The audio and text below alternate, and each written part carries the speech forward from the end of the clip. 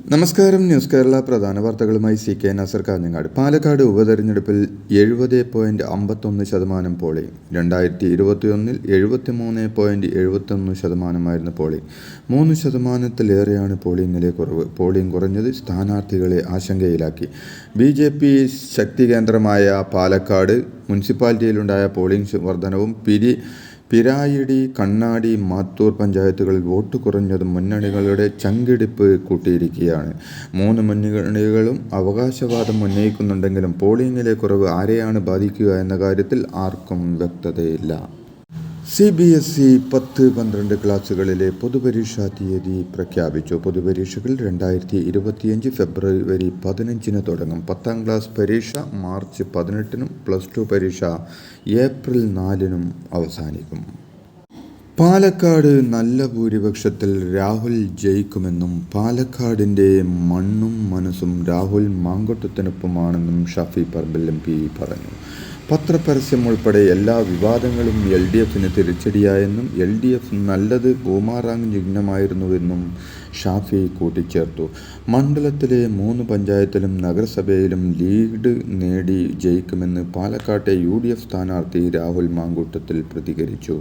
തെരഞ്ഞെടുപ്പിൽ ചർച്ച ചെയ്യപ്പെടേണ്ട വിഷയങ്ങളല്ല ചർച്ചയായതെന്ന കാര്യത്തിൽ പരിഭവമുണ്ടെന്നും രാഹുൽ മാങ്കൂട്ടത്തിൽ പറഞ്ഞു. മുൻ മന്ത്രിയും MLAയുമായ ആന്റണി രാജുവിൻ്റെ തൊണ്ടിമുതൽ കേസിൽ തുടർ നടപടിയാകാമെന്ന് സുപ്രീം കോടതി ഉത്തരവിട്ടു. കോടതി പരിഗണനയിലുണ്ടായിരുന്ന തൊണ്ടിമുതൽ കൃത്രിമം കാണിച്ച് പ്രതിയെ അന്ന് അഡ്വക്കറ്റായിരുന്ന ആന്റണി രാജു രക്ഷപ്പെടുത്തിയെന്ന കേസിലാണ് കോടതി ഉത്തരവ്. പ്രതി വിചാരണ നേരിടണമെന്നും 1 വർഷത്തിനുള്ളിൽ വിചാരണ പൂർത്തിയാക്കണമെന്നും കോടതി നിർദ്ദേശം നൽകി. തൊണ്ടിമുതൽ കേസുമായി ബന്ധപ്പെട്ട വിചാരണ നേരിടാൻ പറഞ്ഞാൽ നേരിടുമെന്നും അതിലൊന്നും പ്രശ്നമില്ലെന്നും മുൻ മന്ത്രിയും MLAയുമായ ആന്റണി രാജു പറഞ്ഞു. താൻ ഇവിടെ തന്നെയുണ്ടെന്നും അപ്പീൽ ഉൾപ്പെടെയുള്ള കാര്യങ്ങൾ വിധി പകർപ്പ് ലഭിച്ച ശേഷം തുടർ കാര്യങ്ങൾ തീരുമാനിക്കുമെന്നും ആന്റണി രാജു പറഞ്ഞു. സമസ്ത അധ്യക്ഷൻ ജിഫ്രി മുത്തുക്കോയ തങ്ങളുടെ മലപ്പുറം കിഴിശ്ശേരിയിലെ വീട്ടിലെത്തി കൂടിക്കാഴ്ച നടത്തി സന്ദീപ് വാര്യർ. ഇന്ത്യൻ ഭരണഘടനയുടെ കയ്യെഴുത്ത് പതിപ്പ് സന്ദീപ് വാര്യർ ജിഫ്രി തങ്ങൾക്ക് കൈമാറി. നമ്മുടെ നാട്ടിൽ വിദ്യാഭ്യാസ രംഗത്തും ആത്മീയ രംഗത്തും സൂര്യ തേജസ്സായി നിൽക്കുന്ന പ്രസ്ഥാനമാണ് സമസ്തയെന്ന് കൂടിക്കാഴ്ചയ്ക്ക് ശേഷം സന്ദീപ് വാര്യർ പറഞ്ഞു. സമസ്തയുടെ സംഭാവനകൾ കേരളത്തിൻ്റെ ചരിത്രത്തിൽ സുവർണ്ണ ലിപികളിൽ രേഖപ്പെടുത്തേണ്ടതാണ്. അതുകൊണ്ടാണെന്നും ആ ഒരു ആദരവ് കൂടിയാണ് ഇവിടെ എത്തി നൽകിയതെന്നും സന്ദീപ് കൂട്ടിച്ചേർത്തു. പാലക്കാട് ഉപതെരഞ്ഞെടുപ്പിൽ രാഹുൽ മാങ്കൂട്ടത്തിൽ വമ്പിച്ച ഭൂരിപക്ഷത്തോടെ വിജയിക്കുമെന്ന് കോൺഗ്രസ് നേതാവ് രമേശ് ചെന്നിത്തല പറഞ്ഞു. CPMനോട് സഹതാപമാണെന്നും CPM വർഗീയ കോമരങ്ങളെപ്പോലെ പ്രവർത്തിക്കുകയാണെന്നും അദ്ദേഹം പറഞ്ഞു. വർഗീയത ആളിക്കത്തിച്ച് തെരഞ്ഞെടുപ്പിൽ ജയിക്കാമെന്ന് കരുതേണ്ടെന്നും ജനങ്ങൾ പരാജയപ്പെടുത്തുമെന്നും ചെന്നിത്തല കൂട്ടിച്ചേർത്തു.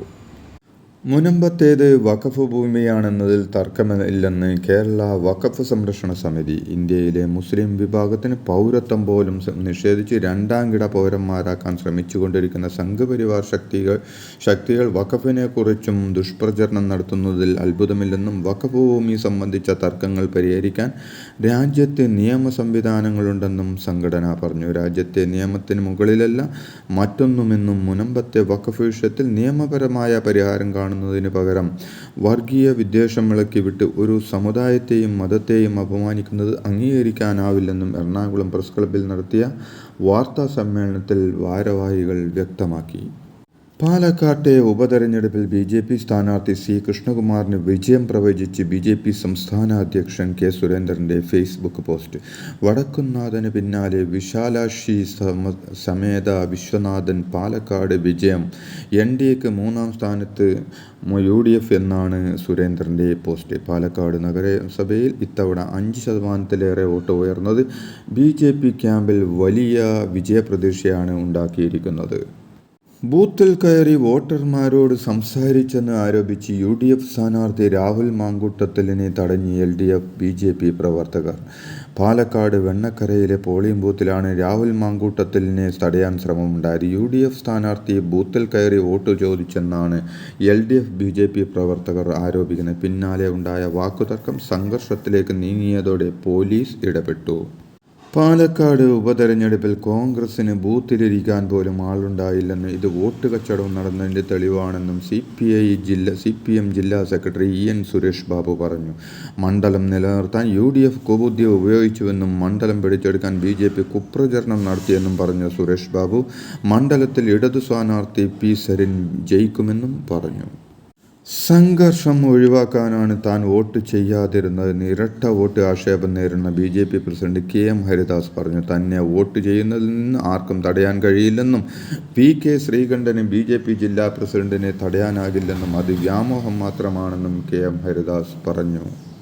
എതിർ പാർട്ടിയിൽ നിന്ന് വന്നിട്ടും CPM തന്നെ ചേർത്ത് പിടിച്ചുവെന്ന് പാലക്കാട്ടെ ഇടതു സ്ഥാനാർത്ഥി ഡോക്ടർ P സരിൻ. ഒരാൾ പോലും തന്നെ സംശയത്തോടെ നോക്കിയില്ലെന്നും അതൊരു പ്രത്യയശാസ്ത്രത്തിൻ്റെ ഉൾക്കാഴ്ചയാണെന്നും സരിൻ പറഞ്ഞു. തെരഞ്ഞെടുപ്പും രാഷ്ട്രീയ ഭാവിയും തമ്മിൽ ബന്ധമില്ലെന്നും താൻ പരാജയങ്ങളിൽ ഭയപ്പെടുന്നയാളല്ലെന്നും അതിനപ്പുറമുള്ള സംഘടനാ പ്രവർത്തനങ്ങളിലും ഉത്തരവാദിത്തങ്ങളിലും താൻ വ്യാപ്തനാണെന്നും സരിൻ കൂട്ടിച്ചേർത്തു. അതേസമയം 70,000-ന് മുകളിൽ വോട്ടുകൾ തനിക്ക് ലഭിക്കുമെന്നും സരിൻ വിജയം നേടുമെന്നും സരിൻ കൂട്ടിച്ചേർത്തു.